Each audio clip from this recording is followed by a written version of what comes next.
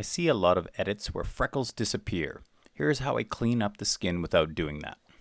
This shoot was with Ava, who is a signed model with an agency. When we were getting acquainted, she mentioned she had done a conceptual hair competition shoot where her freckles were completely covered with makeup. For this test, the agency specifically asked for images that felt clean and natural. So the goal here was to retouch her skin while keeping her freckles intact. The way I approach this is using frequency separation techniques I learned from Danny Bautista. He's a photographer and an educator. He shares a lot of solid photography and retouching education, and I genuinely recommend checking out his work on Instagram and on his website. At a basic level, frequency separation lets me separate color and tone from texture.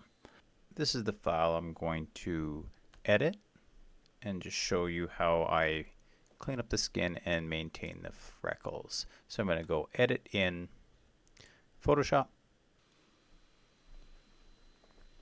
So here we are in Photoshop, and I'm going to run this action. It's the Danny Bautista action. I'm going to hit play, and it's just going to take me through a series of settings, and I'm just going to pick 20 pixels.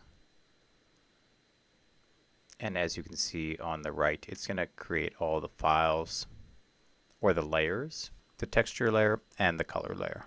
Okay, so now we have the frequency separation, and I'm going to show you very quickly. When we zoom in on our skin, she has very nice skin, but it's not perfect. So we want to maintain the freckles and just get rid of any of those imperfections. So the first thing I'm going to do is I'm going to go on to my color layer, and I'm going to use my brush, and I'm just going to even out the skin, and this just blends everything together, and it doesn't do anything to the freckles. And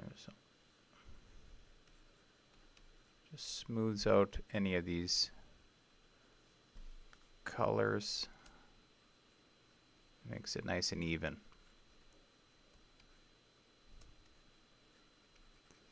And a lot of times around the chin.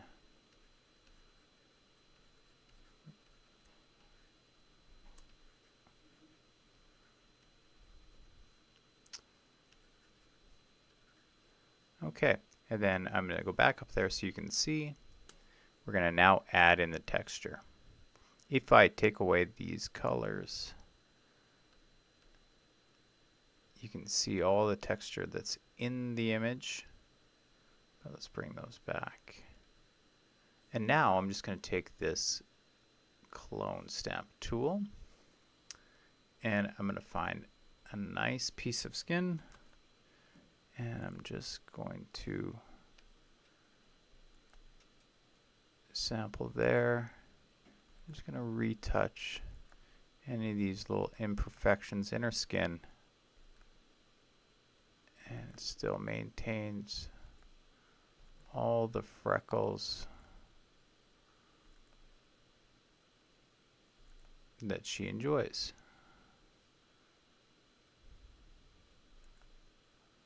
So that little movement over here and another one over there,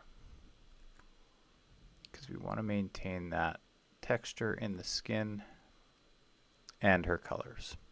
So turn it off, turn it back on, and I can see just a couple of spots here. And for skin, that's all I'm going to do right now. Some key takeaways from frequency separation. Remember that retouching is about judgment. It's not about making the skin look perfect. It's about deciding what belongs and what doesn't. Ava's freckles are definitely a part of her identity. Frequency separation is only useful if you're using it with restraint. So remember to keep that texture in that skin. Natural looking skin comes from subtle decisions, not really heavy adjustments. When you're unsure of whether to fix something, it's usually better to leave it. If you're retouching your own portraits, how do you decide what to fix and what to leave alone? I'd be curious to hear how other photographers approach freckles and skin texture. My name is Chris Hartman. I am based in Regina, Saskatchewan, and this channel is about learning portrait photography through real shoots and simple and practical breakdowns. If you want more editing and lighting videos like this, you can subscribe and find more of my work right here on YouTube.